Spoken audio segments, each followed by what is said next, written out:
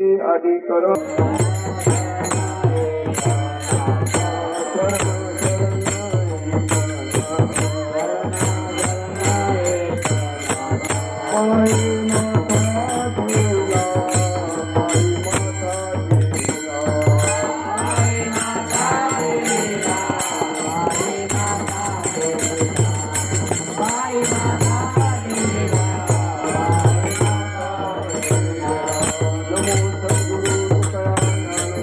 नमो सद्गुरु सच्चिदानंद रूपा नमो सद्गुरु भक्त कल्याण मूर्ती नमो सद्गुरु भास्कर पूर्ण कीर्ती शरण शरण हनुमंता तुम्हालु रामदूता साय भक्तीच्या त्या वाटा मददावया सुवटा हरी हरी तुम्ही म्हणाले सकळ तेने माया दळ सुटतील अनेक नका पडू गवाची वडी तेथे आहे थोरी नागवन प्राप्तस्थळी प्राप्त प्रसंगी भगवंताच्या सेवेकरता घेतलेला अभंग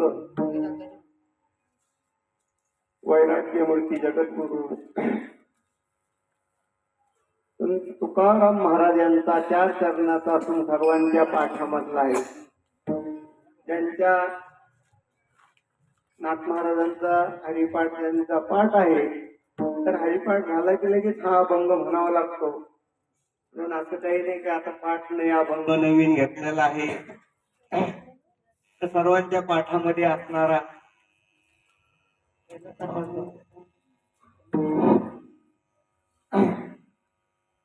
तर सर्वांच्या पाठामध्ये असणारा हा अभंग 4 चरणाचा सेवेकरता घेतलेला आहे. गेल्या 21 वर्षापासून ही 22वे वर्ष आहे.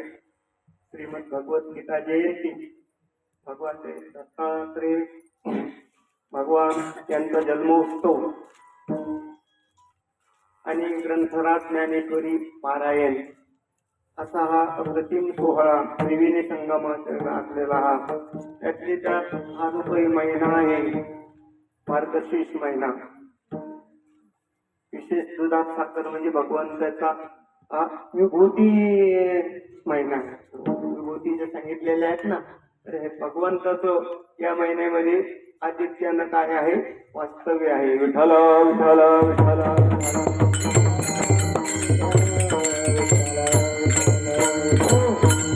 शांती ब्रह्म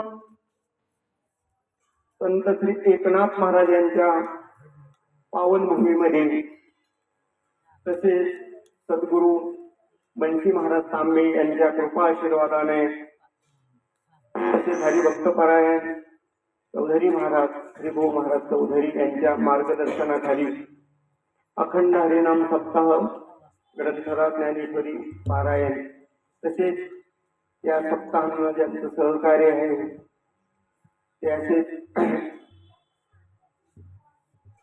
हरिभक्तपरायण शरद महाराज फासाटे त्यांचे पिता श्री अरे या ठिकाणी उपस्थित आहेत. भावी कीर्तनकार मंडळी साधक मंडळी या ठिकाणी उपस्थित आहेत. तसेच आमचे परमस्नेही असणारे एकाच ग्रामपंचायत मधले आम्ही आहोत हरिभक्तपरायण गिरगे महाराज तसेच हरिभक्तपरायण डोळस मामा यांची उपस्थिती इथे आहे. हरिभक्तपरायण खाली बसले असते नाही तर तेच युना घेऊन देत असतात सुरुवात करायला. महाराज या ठिकाणी उपस्थित आहेत. आदरणीय गुरुवर्य हरिभक्तपरायण शिवाजी महाराज इथापे त्यांचीच ही सेवा आहे. आजची सेवा महाराजांचीच आहे. पण आता महाराजांनी केला त्यासारख्या येड्या गबाळ्याला उभा. अभंगामध्ये सांगितलं महाराजांनी अनेक नका पडू गबाळाची भरी तरी आणि येड्या वाकड्या गबाळाला या ठिकाणी उभा केलेले महाराजांना या ठिकाणी महाराजांच्या चरणारविंदी नतमस्तक होऊन सर्व श्रोते मंडळी मृदंगाचार्य हरिभक्तपरायण मुसळकर महाराज या ठिकाणी उपस्थित आहेत. हरिपाठालय असतात. आणखी हरिभक्तपरायण रोकडे महाराज, त्याच्यात आता सर्वांचंच नाव.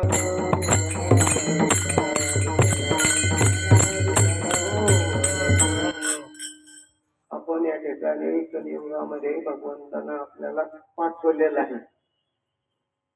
काहीतरी अपेक्षा, काहीतरी उद्देश मनामध्ये ठेवून आपल्या सर्वांना कलियुगामध्ये, जरी भाग्यानं आपल्याला मनुष्य देह मिळाला असला, आपल्या पूर्व पुण्यानं मनुष्य देह जरी मिळाला असला, तरी या ठिकाणी काही अपेक्षित अशा कामा करता भगवंतानं तुम्हा आम्हाला या मृत्यू लोकांमध्ये भूतलावर पाठवलेलं आहे. पण त्याविषयी आपण काय आहोत अज्ञानी. कुणाला उत्तर देता येईल का आपल्याला कशा करता पाठवले? त्याच्या अलीकडच्या पायरीवरचा प्रश्न असा आहे की महाराज म्हणतात आपण कशा करता आलेलो आहोत, कुठून आलेलो आहोत, मागच्या जन्मामध्ये आपण कोण होतो याचं ज्ञान नाही. आद्य गुरु शंकराचार्य आणि चरपट पंजरिका स्तोत्रामध्ये वर्णन करतात, कुठून आलोय, कोण होते आपल्या मागच्या जन्मामध्ये, आई वडील काय आहे. महाराज म्हणतात, बारीक मर्दन वाचतात, महाराज वर्णन करतात, कल्पम कुहम कुत आयतः कामे जननी कोमे तात इति परिभावय सर्वं सारं विश्वं त्यक्त्वा स्वप्न विचारं भज गोविन्दं भज गोविन्दं भज गोविन्दं मूढमते प्राप्ते सन्निधि मरणे नै रक्षति लोकं करणे. महाराज म्हणतात, कुठून आलो, कशा करता आलो, कोण आहोत याच आपल्याला काय नाहीये, ज्ञान नाहीये, ज्ञान. आणि आता तुम्ही म्हणतात हे तर संस्कृत मध्ये आपल्याला काही कळत नाही, मला तरी कुठं कळत.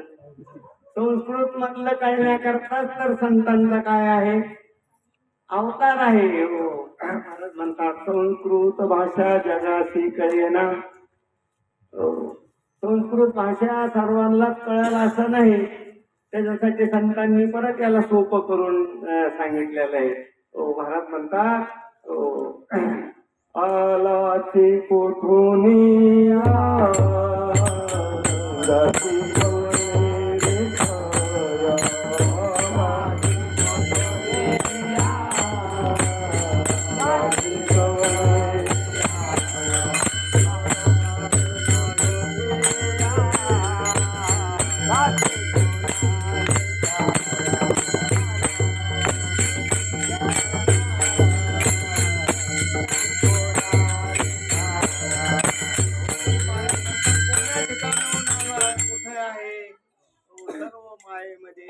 आणि तुम्ही आम्ही विसरून गेलो. विसरण्याचं एकच कारण या ठिकाणी सांगणार, माया विघ्ने भ्रमला खरे म्हणता मी माझे नि घरे देतो संपत्तीचे वारे सातो काळी जाईल. माया रूपी विघ्न आपल्या समोर आलेलं आहे.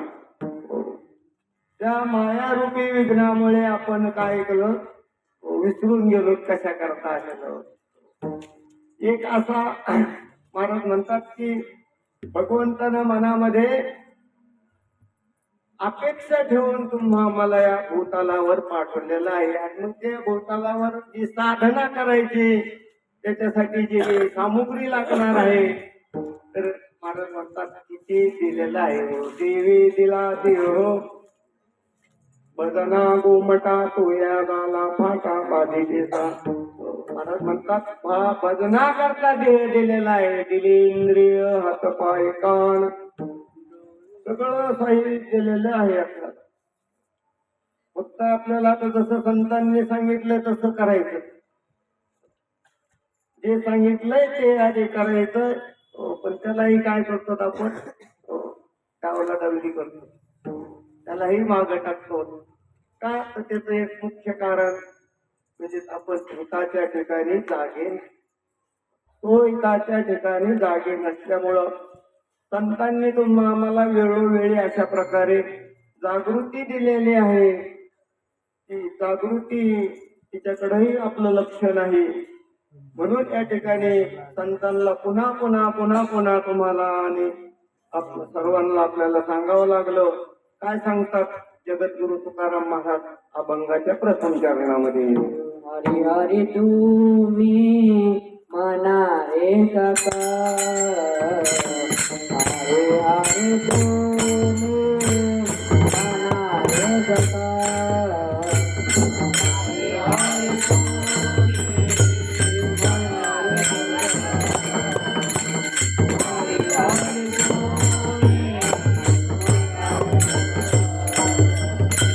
हरी हरी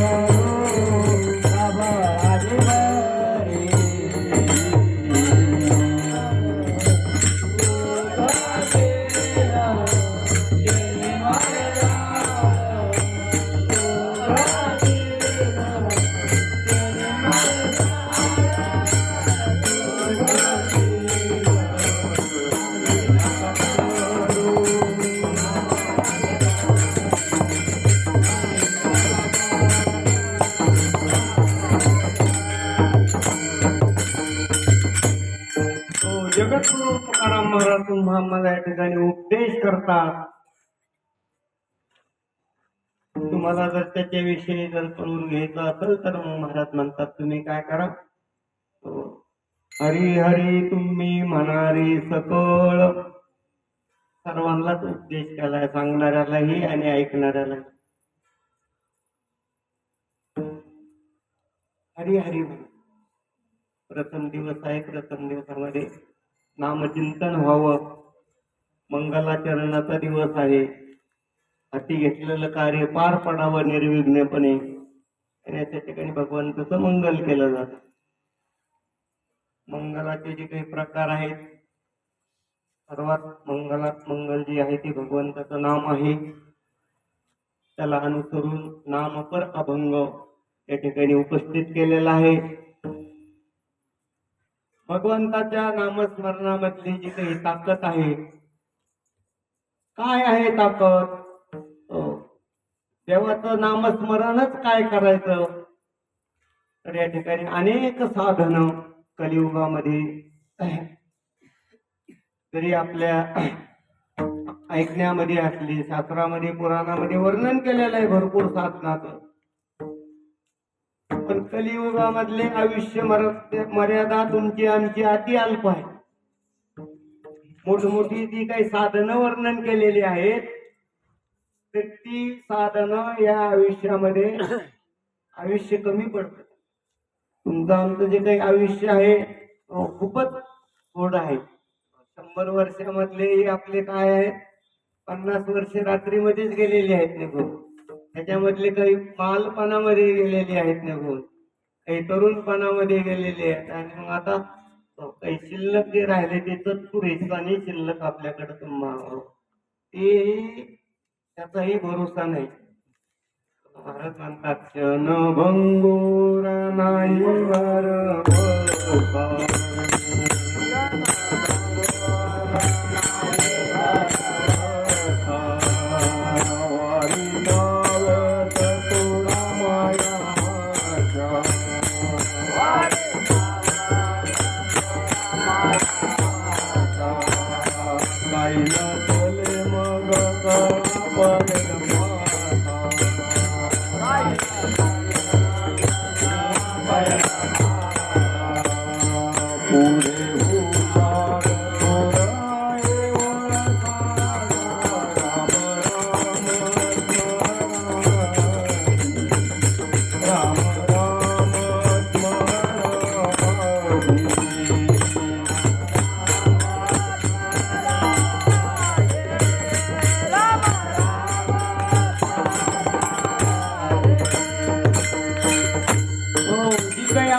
आयुष्य शिल्लक आहे महाराज म्हणतात त्याचाही तेवढं कडेला जाईल याचाही भरोसा नाही.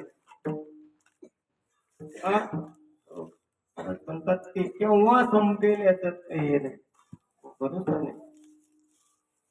महाराज म्हणाले निस्वासे नाही विश्वास कदा रुद्धोरुध्यते कीर्तनी अमतो बाल्यात हरिर्नामैव केवलम.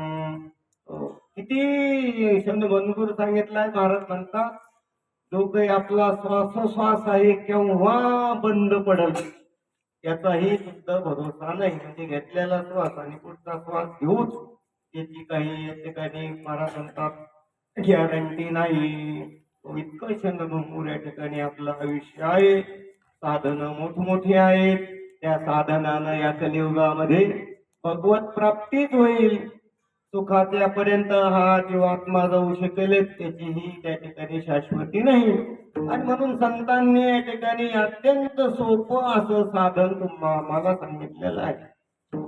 सोपं साधन आणि निश्चित फल देणार आहे.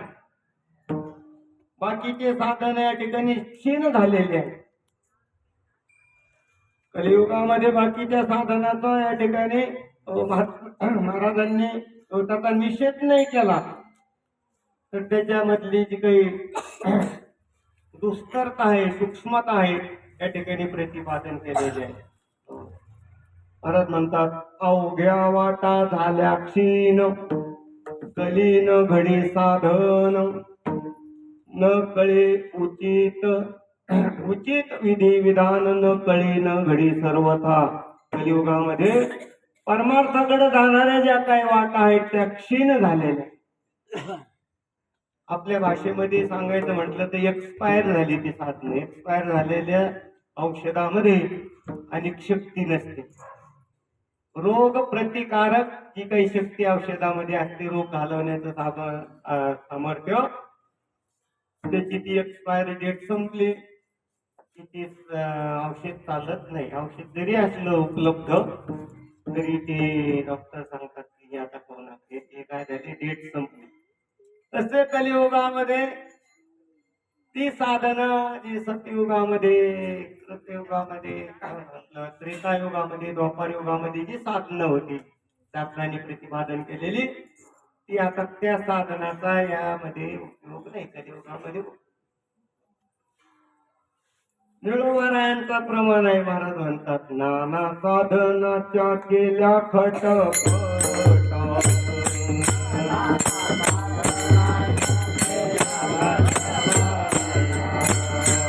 ज्ञान पावते याच्या दारवंता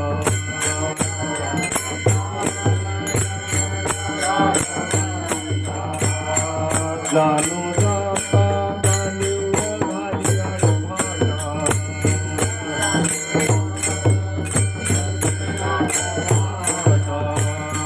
योग अभ्यासी रोजिती वाटाओ आनंदाची सापडली वेळ धन्य आनंदाची सापडली वेळ धन्य आनंदाची सापडली धन्य आनंदाची सापडली वेळ. अनेक प्रकारची साधनं आम्ही या कलियुगामध्ये करून पाहिली असं निळोबाराय म्हणतात.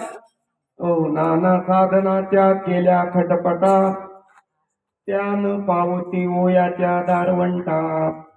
ते साधन भगवंताच्या दारापर्यंत सुद्धा जात नाही असं महाराजांचं म्हणणं आहे. आता जी साधनं दारापर्यंत सुद्धा घेऊन जात नाही तर मग ती साधनच करायची कशाला असा महाराजांचा तुम्हा आम्हाला या ठिकाणी प्रश्न आहे. म्हणून या ठिकाणी जर आपण ज्ञान साधनानं जर गेलो तर महाराज म्हणतात जाणू जाता जाणीव घाली आडफाटाऊ. ज्ञान साधनही त्या ठिकाणी असं दुस्तर सांगितलेलं आहे, कठीण मार्ग आहे. ज्ञानामध्ये महाराज म्हणतात सूक्ष्म आणि अहंकार त्याच्या मधला लवकर जातो. ही उणीव ज्ञान साधनामध्ये आहे. कर्म मार्गही अति दुस्तर आहे. कर्म मार्गामध्ये अनेक प्रकारचे बारीक सारीक नियमाचं आम्हाला तंतोतंत पालन या कलियुगामध्ये करू शकत नाहीत आपण. आणि मग यथासांग कर्म झालं तर त्याचं फल मिळत असतं. म्हणून तीही कर्म साधनाही या कलियुगामध्ये घडू शकत नाही. यथासांग कर्म ही आपल्याकडून घडू शकत नाही. म्हणून जगद्गुरु तुकाराम महाराज मला सांगतात, मोडून या वाटा सूक्ष्म दुस्तार,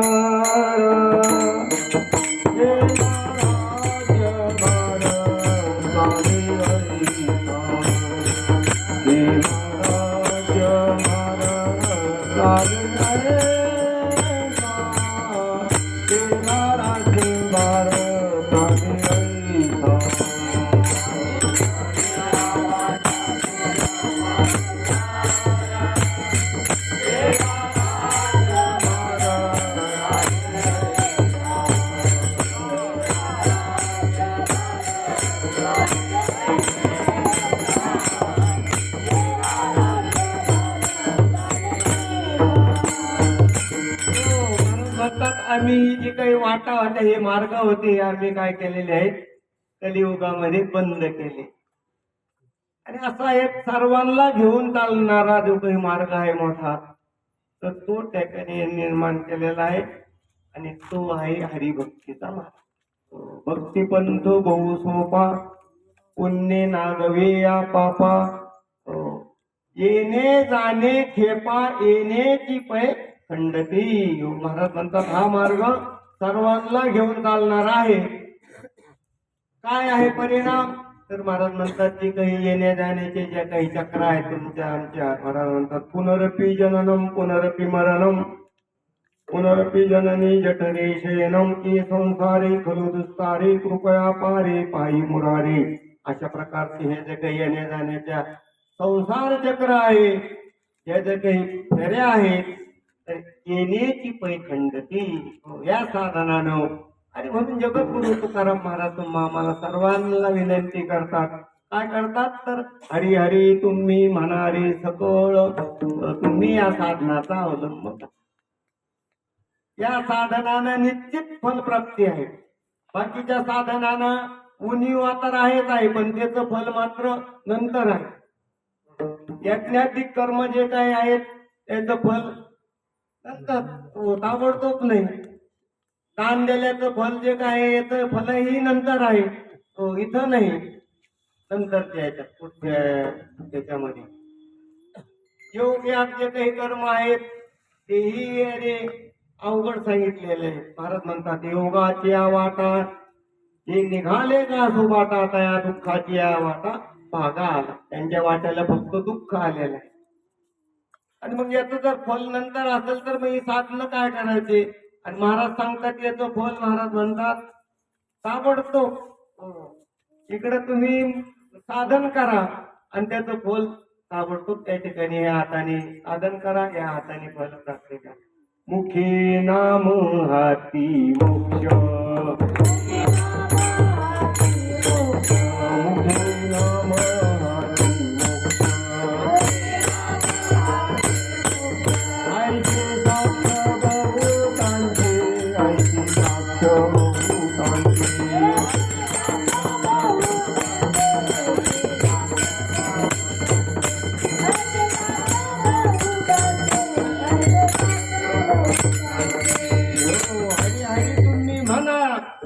त्याचं फलही महाराजांनी लगेच सांगितलं.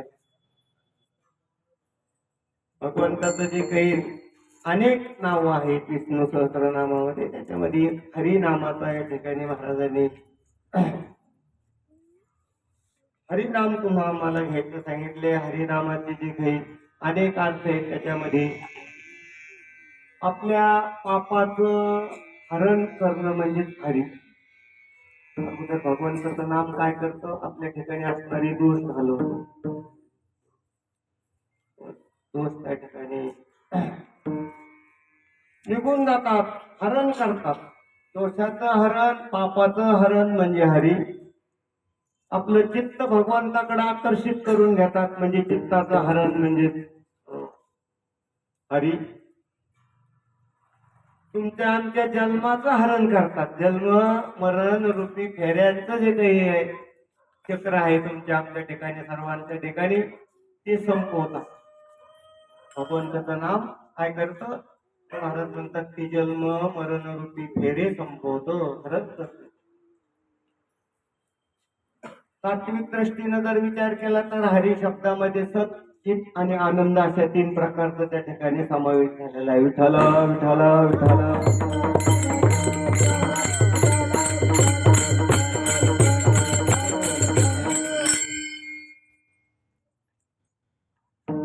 सत चित आणि आनंद. महाराज म्हणतात भगवंताचं सच्चिदानंद स्वरूप आहे. सच्चिदानंद शब्दामध्ये 3 शब्दाचा समावेश झालेला आहे. भगवान परमात्मा हरी हा शब्द देवाचं नाव आनंद स्वरूप आहे. कसं काय आहे? आनंद स्वरूप आहे. नाथ महाराजांचा हरिपाठ आपल्याला सर्वांच्या पाठाला महाराज म्हणतात हरी हा शब्दाचा नाथ महाराजांनी अर्थ सांगितलाय तो अध्यात्म ज्ञानावरून. तर काय म्हणतात? आनंद पदी जया आनंद पदी जया.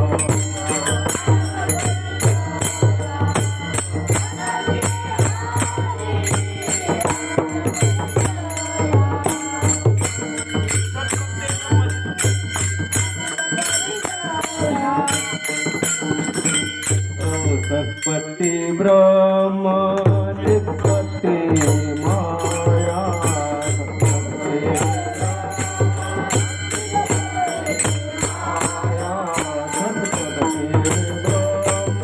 सत्पत्ती ब्रह्म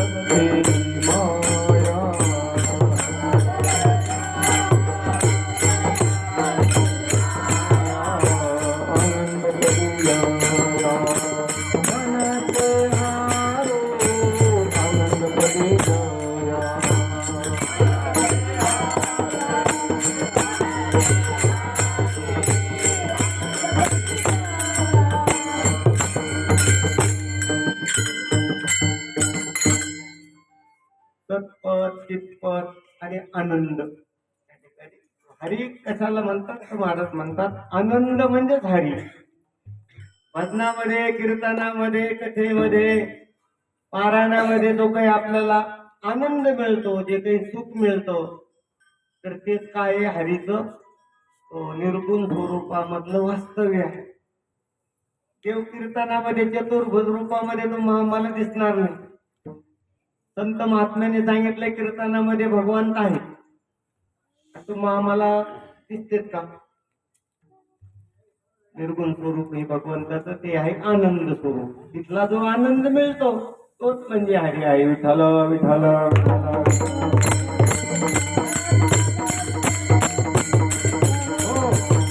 अशा हरी शब्दाचं जे काही सामर्थ्य आहे जगद्गुरु तुकाराम महाराजांनी आधी करून सर्व संतांनी सांगितलेलं आहे. ज्ञानोबा रायाचा हरिपाठही तो सांगतोय. हरिमुखी म्हणा पुण्याची गणना कोण करी. नाथ महाराज म्हणतात हरी हरी आपलं हरिमुखी गाता हरपली चिंता. आणि तसंच मग त्याच अनुषंगानं जगद्गुरु तुकाराम महाराज मला या ठिकाणी सांगतात हे साधन तुम्ही करा बाकीच्या साधनाच्या नादी लागू नका. बाकीचं साधन त्या ठिकाणी काय होईल? हरी हरी म्हणल्यानं तर मग महाराज म्हणतात तेने माया जाळ तुटतील. सुरुवातीला सांगून गेलो की आपण कुठं अडकलेलो आहे? कोणत्या जाळ्यामध्ये? जाळ म्हणजे बंधन. एक प्रकारची बंधनं आपल्या पाठीमाग आहेत. अनेक बंधनामध्ये सर्व बंधनाचा समावेश भगवंतांनी कर्मामध्ये केला. कर्मामुळे तर त्या कर्मानेच आपल्याला इथपर्यंत आणलेले. अगा कर्मेजी उरावे सुख दुःखी फळायावे. सुख दुःखी फळावे ते भोगावया यावे ते हा एका. कर्माने आपल्याला इथपर्यंत आणलेले. महाराज म्हणतात कर्मानुसार आलेलं आहे. भगवद्गीतेची जयंती आहे श्रीमद भगवद्गीता. 15 अध्याय सर्व विद्यार्थ्यांच्या पाठ आहे. मी आजचा श्लोक म्हणतो, आजचा तुम्ही सांगा. महाराज म्हणतात, कर्मानुबंधेनी मनुष्य लोके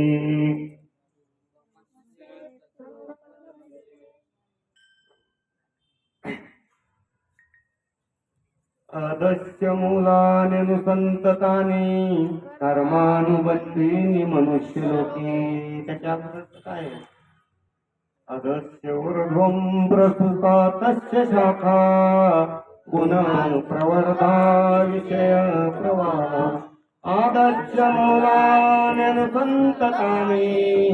कर्मानुबंधेनी मनुष्य लोके. आपण सर्व कर्माबंधनामध्ये आहोत. याला ज्ञानोबारायाने संसार बंधन म्हटलेलं आहे. संसार बंधन. आपुले आपण करा सोडवून, आपुले आपण करा सोडवून, आपुले आपण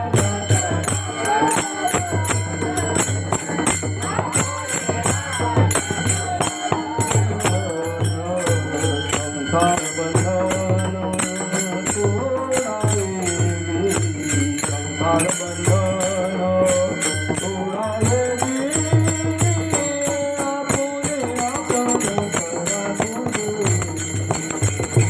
आपुले आपण करा सोडून, आपुले आपण करा सोडून.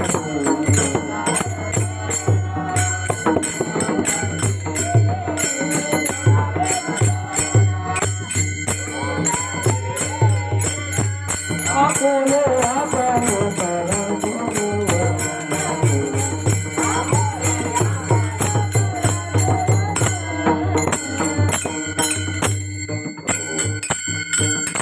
ज्ञानोबारायण या ठिकाणी त्याला काय सर्व बंधन जे काय आहेत त्याला संसार बंधनामध्ये समावेश केला. आणि मग महाराज म्हणतात की बंधन सोडा सोडा आणि याच्यातून सुटका करा. त्याची त्याला सुटका करायची. ज्ञानोबाराया तुमच्या आमच्याकडे पाहून त्या ठिकाणी या ठिकाणी हसू येत आहे महाराजांना. महाराज म्हणतात, दर तुम्ही सापे घेऊन आयो बाया. दृष्टांत दिलाय. दर दूर सापे घेईत तो आहे उभा, तो मास्या वेटाळी जिभा. तैसे तैसे प्राणी लोभा वाढविती तृष्णा. ज्ञानोबाराय म्हणतात, एका सापाने एका बेडकाला अर्ध गिळलेला आहे. आता त्या बेडकाने काय करायला पाहिजे? त्या सापाच्या तावडीमधून सुटका करायचा प्रयत्न करायला पाहिजे. तर तो सापाने आपल्याला अर्ध गिळलेला आहे हा विसरून गेला की मास्या वेटाळी जिभा. मास्या माझ्या समोर केव्हा येतील आणि मी त्याला केव्हा खाईल. तो त्याचं लक्ष कुणाकडे आहे? माश्याकडे आहे. माश्या बेडकाचं लक्ष आपल्याला अर्ध गिळलेला याच्याकडे विसरून गेला. विठाल विठाल विठाल. ज्ञानोबाराय म्हणतात, हा दृष्टांत आहे. सिद्धांत असा आहे की महाराज म्हणतात, तुमचं आमचं ही काळ सर्पण, काळ रूपी सर्पण अर्ध आयुष्य संपवलं. आता तरी आपण काय व्हायला पाहिजे? उठा जागे वारे आता, उठा जागे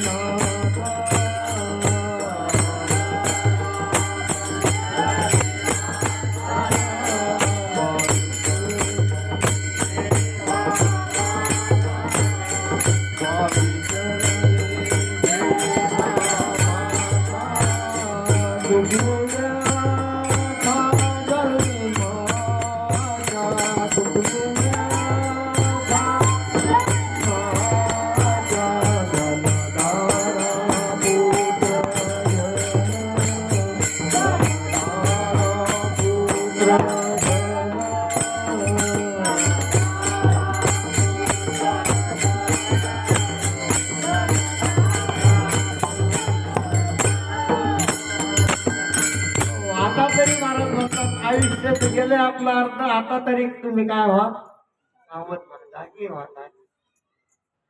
त्याच्यामध्ये गुंतलेला आहे, त्याच्यामधून सुटका करण्याचं हे एकमेव साधन आहे. परत म्हणतात मग आम्ही जर दुसरे साधन केले तर मग महाराज म्हणतात तुम्ही दुसऱ्या साधनाच्या भानगडीतच पडू नका, अभंगाचं दुसरं चरण. आणि कनक पाडू गाभाऱ्याचे भारी, आणि कनक पाडू गाभाऱ्याचे भारी, आणि कनक पाडू गाभाऱ्याचे भारी, आणि कनक पाडू गाभाऱ्याचे भारी, आणि कनक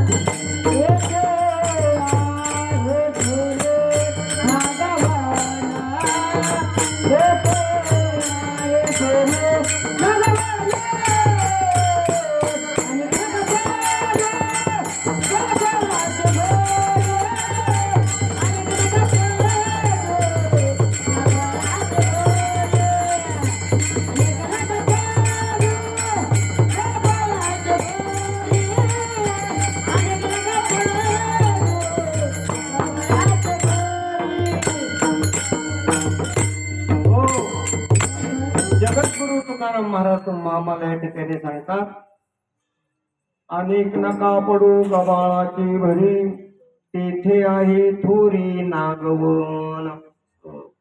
तुम्ही जर इतर साधनाच्या नादी लागाल तर सर्वस्व फसाल. नागवण्याचा अर्थ फसवणूक. साधना करता करता आपलं आयुष्य घरचं तर होईल पण पदरामध्ये मात्र काही पडणार नाही.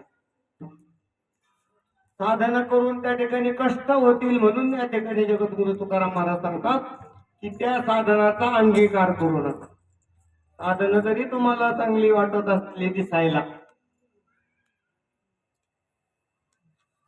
तर ती वरतून काय आहे ते चमक आहे, त्याच्यामधली फलप्राप्ती मात्र काही नाही. फल जर पाहिजे असेल तर हे एकमेव साधन आहे, याचा अंगीकार करा. अनेक साधनाच्या ठिकाणी लागू नका, नादी लागू नका. नाथ महाराज नाथ भागवतामध्ये सांगतात जी काही साधनं ज्ञानोबारायांनी अवघड सांगितलेली आहेत तेच नाथ महाराजांनी सविस्तर रूपानं वर्णन केलेलं आहे. महाराज म्हणतात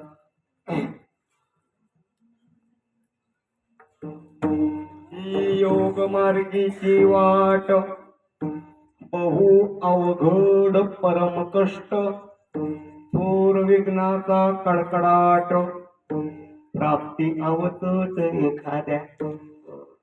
जशी ज्ञानोबारायांची ओवी सांगितली अगोदर त्याच ओवीचा जसा अर्थ आहे तसाच नाथ महाराजांनी अजून त्याला सोपं करून पुढे सांगितलेलं. त्या प्रत्येक साधनामध्ये थोर असे विघ्न आहे. अनेक प्रकारच्या अडचणी त्या ठिकाणी निर्माण होण्याची शक्यता आहे आणि मग ती विघ्न निस्तारतात रामायणामध्ये सुंदर अशी कथा सर्वांना श्रुत आहे. आपला की विश्वामित्र ऋषी आणि यज्ञ करत होते त्यांच्या त्या आश्रमामध्ये. विश्वामित्र नावाचे ऋषी त्रेतायुगामध्ये यज्ञ करायचे. त्यांची तपश्चर्याची साधनाही खूप सामर्थ्य, तपश्चर्यामध्ये खूप सामर्थ्य. तरी त्यांच्या यज्ञामध्ये जी विघ्न येत होते, यज्ञामध्ये काय येत होते? विघ्न, अडचणी येत होत्या. आणि ती निवारण करण्यासाठी ते प्रभू रामचंद्रांकडे आले, विनंती केली त्यांना, प्रभू चला माझ्या यज्ञाचं संरक्षण करा. अनेक प्रकारचे राक्षस काय करतात, त्या ठिकाणी विघ्न करतात. म्हणजे यज्ञाधिक जे काही कर्म आहे, यज्ञ साधनादी काही आहे यज्ञरूपी, तिला किती अडचणी आहेत. नाथ महाराज म्हणतात थोर विघ्नाचा कडकडाट. इथं मात्र तसं नाही. इथं विघ्न का नाही?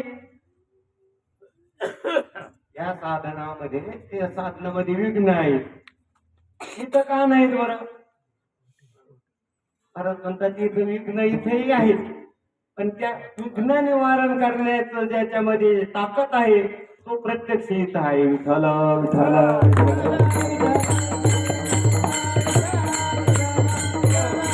आणि म्हणून या साधनेमध्ये विघ्न आलेली कळत नाही, येत नाहीत असं नाही, येतात. कोण निवारण करतंय? महाराज म्हणतात तिथे असे देवा उमा,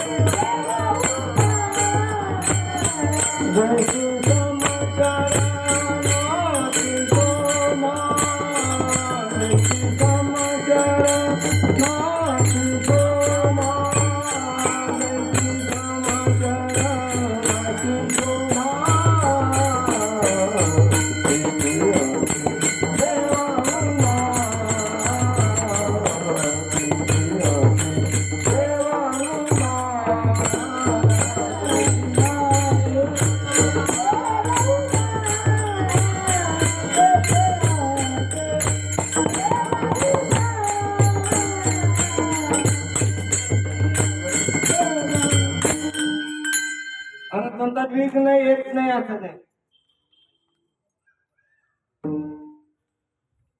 तुमच्याकडे काही नाही, मला स्कोर नाही, माझं जे सूर याच्यामध्ये असतं त्याच्यामुळे तुम्ही तुमचं व्यवस्थित आहे.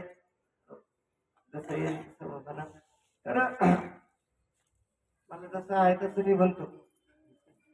तर तिथं भगवान परमात्मा प्रत्यक्ष कीर्तना या साधनेमध्ये असतात. आणि म्हणून त्या ठिकाणी विघ्न येत नाही. विघ्नाचं निवारण आपोआप होतं, आपल्याला विघ्न आलेली कळतही नाही प्रत्यक्ष देव असल्यामुळं. आणि म्हणून महाराज म्हणतात की त्या साधनाचा नका, म्हणजे त्या तिकडं जाऊ नका, अनेक नका पडू गबाळाची भरी. ती साधनं काय आहेत? आता गुंडळून ठेवलेली आहेत. कलियुगामध्ये बाकीचे साधन गुंडळून ठेवलेले आहेत बाजूला. त्या साधनाच्या आता नादी लागू नका. तिथं बसल्याशिवाय राहणार नाही, फसवणूक होण्याशिवाय राहणार नाही, लागवण झाल्याशिवाय राहणार नाही. अशा प्रकारची या ठिकाणी मला सावध करतात, चेतावणी देतात थोडक्यामध्ये. मग काय करावं? महाराज म्हणलं काही नका करू तुम्ही. आपल्याला ते साधन जमत नाही, हे साधन करायला वेळ नाही, मग काय करावं? महाराज म्हणले काही नका करू.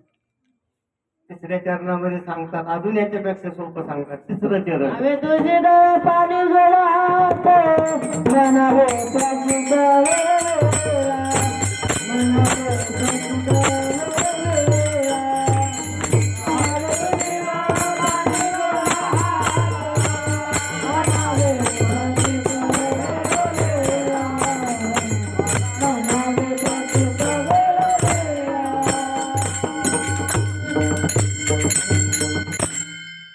महाराज म्हणतात भावे तुळशी दळ पाणी जोडा हात, म्हणावे पतित मिळूया.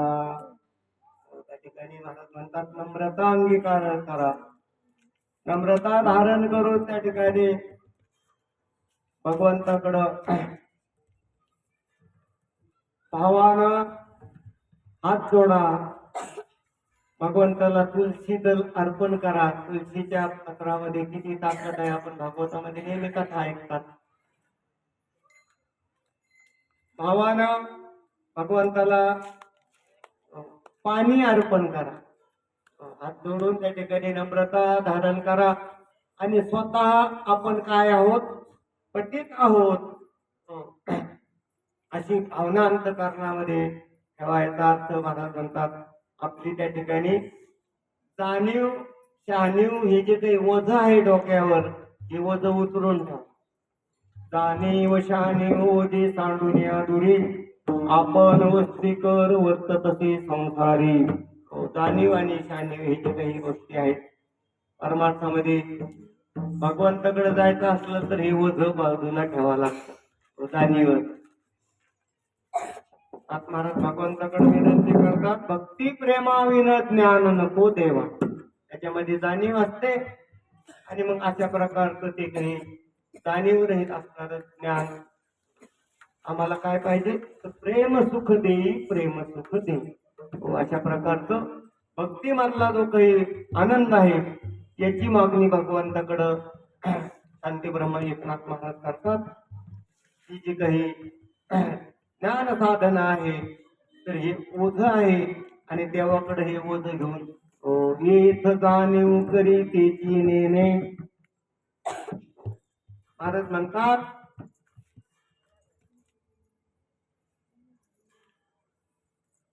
जो जाणीव करतो तेच त्याचं नेमकेपण आहे. आम्ही झालो ऐसे जो म्हणे तो काहीच नव्हे. ज्ञानोबा म्हणतात तिथं जाणीव करत तेच त्याचं काय आहे, अज्ञान आहे. ज्ञानोबाने स्पष्ट सांगितलंय ज्ञान आहे ना मग ते त्या ठिकाणी तसंच काय करा त्याची जाणीव होऊ देऊ नका. ज्ञान गिळून गावा गोविंद. तर जाणीव न राहता म्हणजे त्या ठिकाणी नम्रता अंगी धारण करा. मी पतित आहे अशा प्रकारचा मी नीच आहे अशा प्रकारची जाणीव त्या ठिकाणी अंतःकरणामध्ये धारण करून भगवंताशी अनन्य भावानं जर आपण शरणागती पत्करली, देवाची शरणागती म्हणा, संतांची शरणागती म्हणा, अशा प्रकारच्या शरणागतीमध्ये भगवान परमात्मा म्हणतात जो मज होय अनन्य शरण त्याची निवारी मी जन्म मरण शरणागता शरण्य मी जो माझ्याकडे येईल ना अनन्य भावानं म्हणजे नम्र होऊन. नम्र झाला भूता तिने कुंडिली अनंता. नम्रता धारण करणार म्हणजे काय होतं त्या ठिकाणी पतितता स्वीकारणं आहे. पतित होणं लहान होणं त्या ठिकाणी की माझ्या ठिकाणी तुम्हाला जाणण्याची काय नाही ज्ञानशक्ती नाही तेव्हा आता तूच आमचा सांभाळ कर, तूच आमचा उद्धार कर. अशा प्रकारची नम्र भावना ठेवून भगवंताची शरण जाणं त्याच्याला याला काय होणार तर पतित होऊन देवाकडं करुणा भाकायची. असं जर भगवंताला आपण अनन्य भावानं जर शरण गेलो तर जगद्गुरु तुकाराम महाराज म्हणतात की भगवान परमात्मा आणि खूप कृपाळू आहेत. अभंगाचं शेवटचं चरण तुका म्हणे आतवा कृपेचा सागर.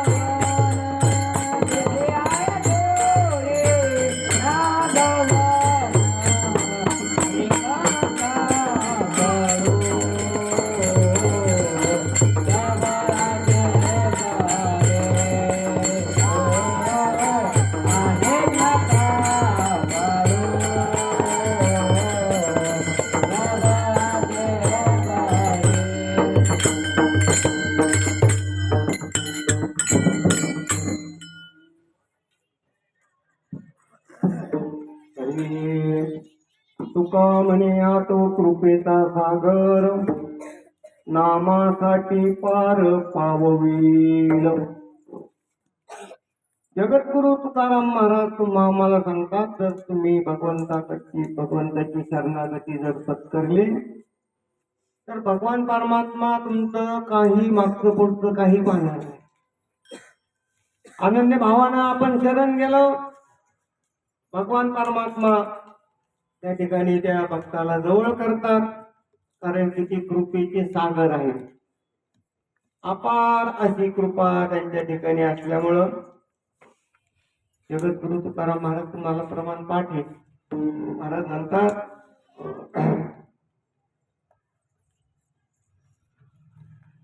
कृपेचा सागरू पांडुरंग.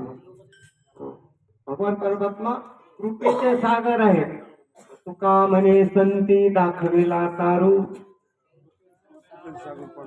आहे ना, पाठ सगळ्यांचे आपल्या पाठीप्रमाण संतांनी दाखवलं. मला संतांनी दाखवलं, त्या ठिकाणी भगवान परमात्मा कृपेचे सागर आहे.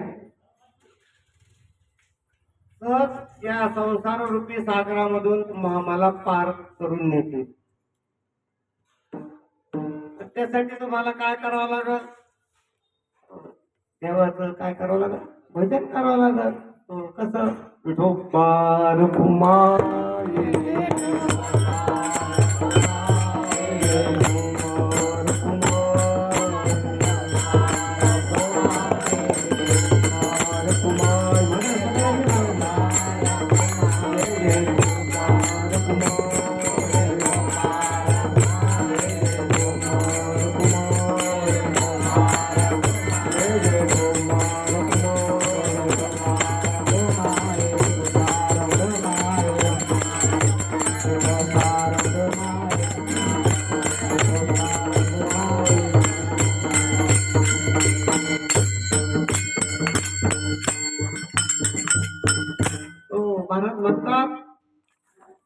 ते सर्व भावानं मला भजले, म्हणजे माझं ज्यांनी भजन केलं.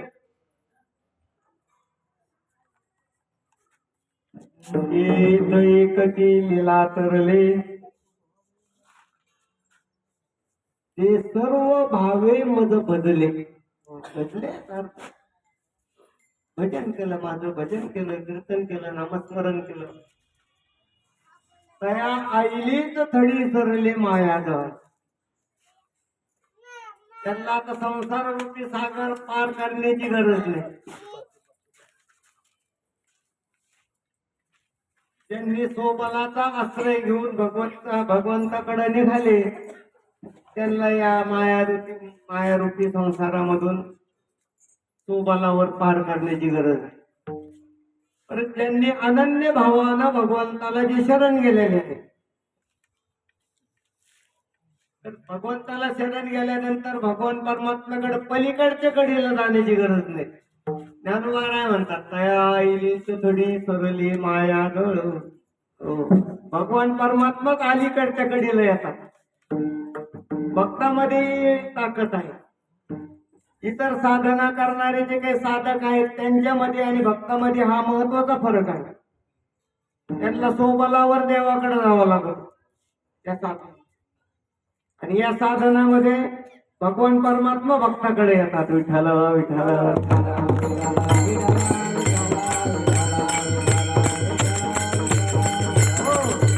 आता देवच जर त्या भक्ताकडे जर येत असतील तर मग आपल्या सोबला त्याच्याकडे काही जायची गरज नाही. मग ज्याच्याकडे जायचं तोच जर आपल्याकडे आला तर आपल्याला काही त्या ठिकाणी कष्ट नाही, काही सायास न लपती सायास. पुढे तुकाराम महाराज म्हणतात की त्या ठिकाणी त्याच्याकडे जायला जे कष्ट लागतात भक्त म्हणजे साधकाला, तर या साधनामध्ये तोच भगवान परमात्मा भक्ताकडे येत असल्यामुळं त्याला सुखी तू घरा नारायण अशा प्रकारची समान आहेत.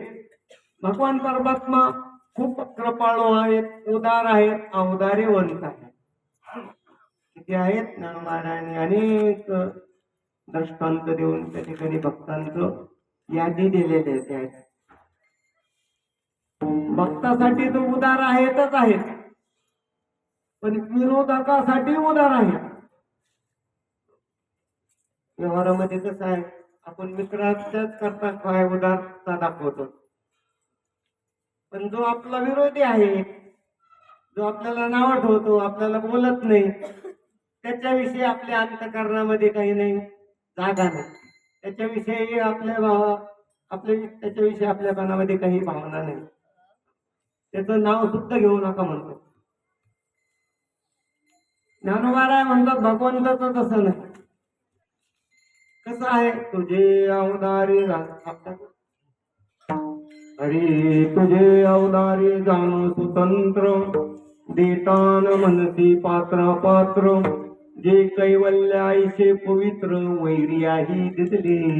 तुझी भगवंताची वैरी आहेत, विरोधक आहेत, त्यांच्यावरही भगवंतानी कृपेसाठी सांगतो. भगवान परमात्मा किती कृपावंत आहेत, कृपेचे सागर कसे आहेत. त्याच्या जे वैर्यालाही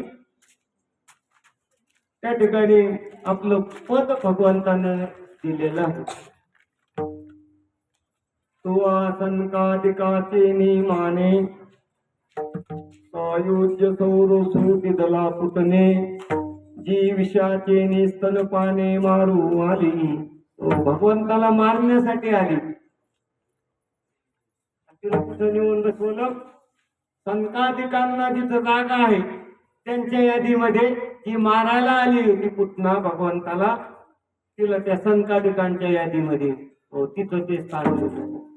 आगा राजसूये आगाच्या सभासदे, बैसली असता त्रिभुवनाची मांडे, कैसा शतदा दुर्वाक्य शब्दी निस्तिलेला तया अपराधी या शिशुपाळा, आपण पेठाव दिदला गोपाळा, काय उत्तान चरणाच्या बाळा ध्रुवपदी चाड. अरे त्रिभुवनाची मंडळी बसली आहे त्या सभेमध्ये, त्या शिशुपाळानं भगवंताला जोरात शिव्या दिल्या. किती, एक नाही दोन नाही, किती दिल्या म्हणतात ज्ञानोबाराय म्हणतात. सैसा शतधा दुर्वाक्य शब्दे निस्तिवासी, 100 शिव्या झाल्या. 100 परत एक शिवी डबल रिपीट नाही झाली, पुन्हा ती आली नाही. 100 शिव्या झाल्या. आपल्या आहेत ते 100 पाठ शिव्या. नाही आपल्या परत भांडणं जर लागले तर परत त्याच येतील. शिशुपाळाचं तसं नाही. असा अपराधी असणारा, किती अपराध केला, 100 शिव्या दिल्या भगवंताला. हो, तया अपराधी या शिशुपाळा, आपण पेठाव दिदला गोपाळा. तो देवा किती उदार आहात, त्याने तुला शिव्या दिल्या आणि तू त्याला चरणाजवळ जागा दिली. बरं जाऊ दे. शिशुपाळाचं काय उत्तान चरणाची बाळा ध्रुवपदी चाड. त्याला ध्रुव पदावर बसवलं, ध्रुव बाळाला. तो अनाला याची लागी, की बैसावे पितयाच्या उत्संगी, या तुवा चंद्र सूर्यादिका परिसजगी श्लाघू केला. तो वडिलांच्या मांडीवर बसावं या अपेक्षेनं वनामध्ये आलता. वनामध्ये आले, भगवंताची आराधना केली, प्रार्थना केली, तपश्चर्या केली, नामस्मरण केलं नारद महाराजांच्या उपदेशानं. आणि भगवान परमात्मा प्रसन्न झाले. तो लहान होता, 5 वर्षाचा ध्रुव बाळ. देव म्हणाले, ध्रुवा प्रसन्न झालो माग. आता तो बालकच होता, 5 वर्षाचा, काय त्याला काय मागावं हे काय कळणार आहे. म्हणले, देवा आपण प्रसन्न झाला, मला वडिलांच्या मांडीवरून आईनं उठून दिलं. सावत्र आईनं वडिलांच्या मांडीवरून उठून दिलं. आणि त्या अपेक्षेनं ध्रुव बाळ वनामध्ये आले होते. भगवान म्हणाले, अरे तुझ्या वडिलांची मांडी काय रे बघतो, तुझे वडील किती दिवस जिवंत राहणार, तुला असं पद देतो.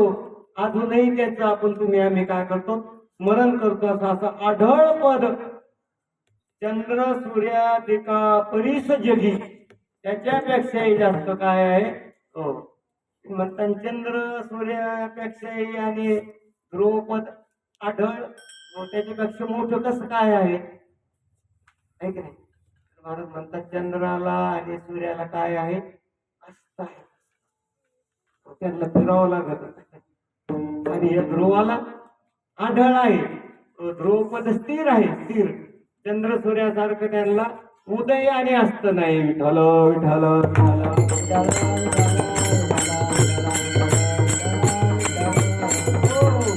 महाराज म्हणतात, आईच्या वनवासी या सकाळा आपण पेतुची गोपाळा. महाराज म्हणतात, पुत्र आळविता आजा मेळा आपण पेदेसी. अरे त्या आजा मेळानं मुलाला हाका मारली आणि तुम्ही कृपेचे सागर आहात म्हणून काय केलं, मुलाच्या नावानं त्यांनी नारायण म्हटलं. आणि त्या ठिकाणी आपणच त्या ठिकाणी धावून गेला. विठ्ठल विठ्ठल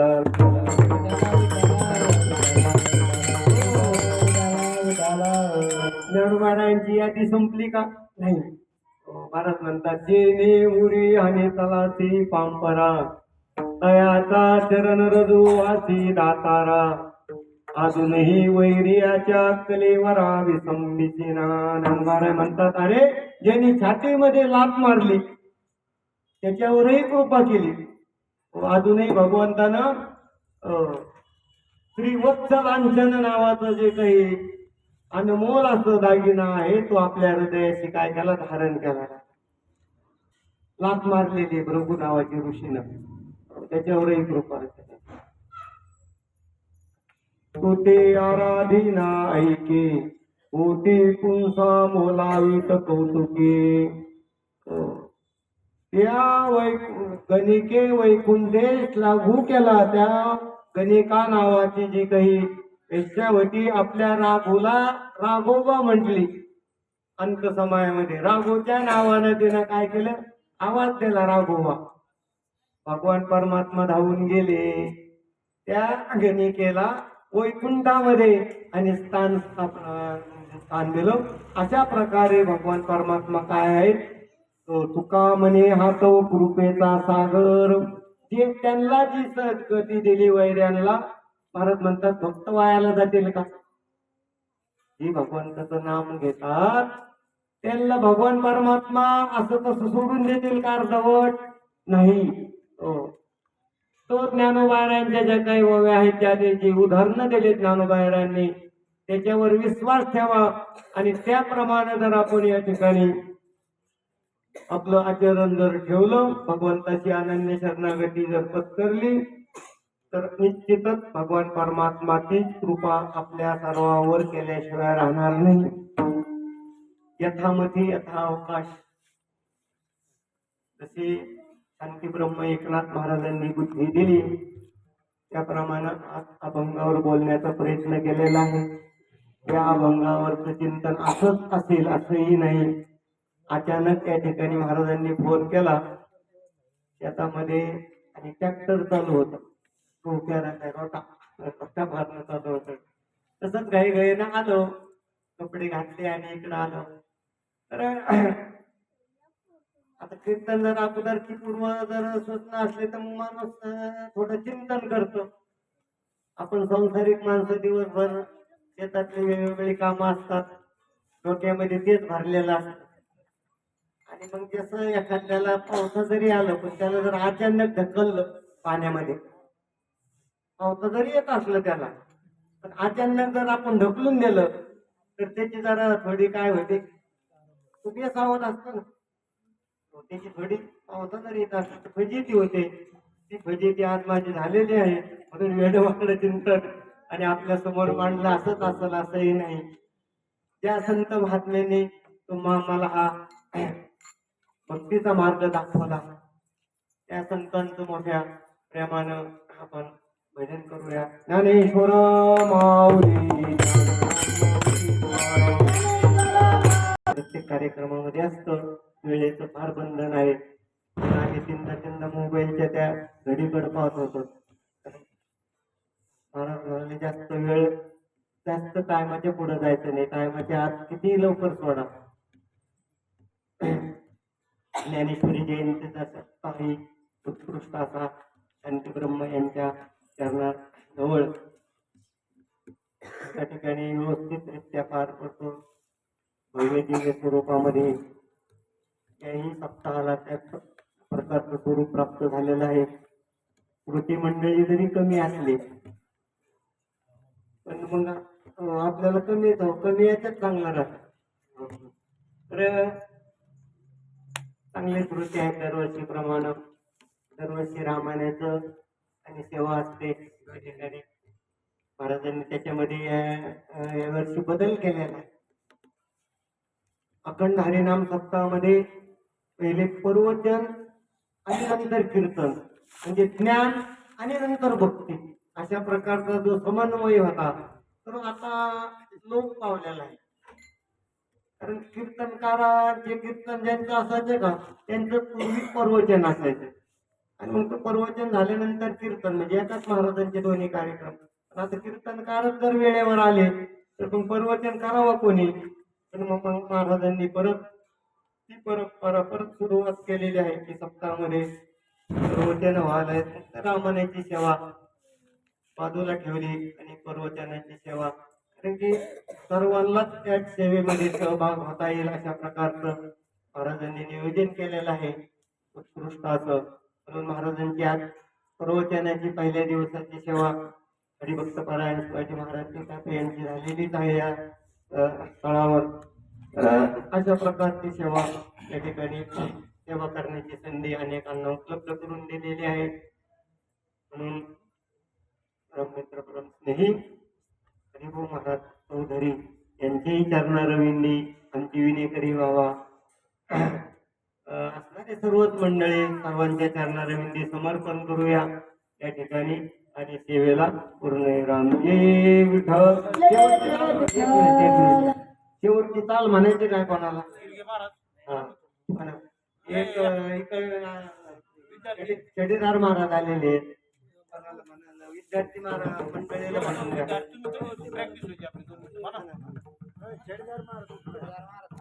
महाराज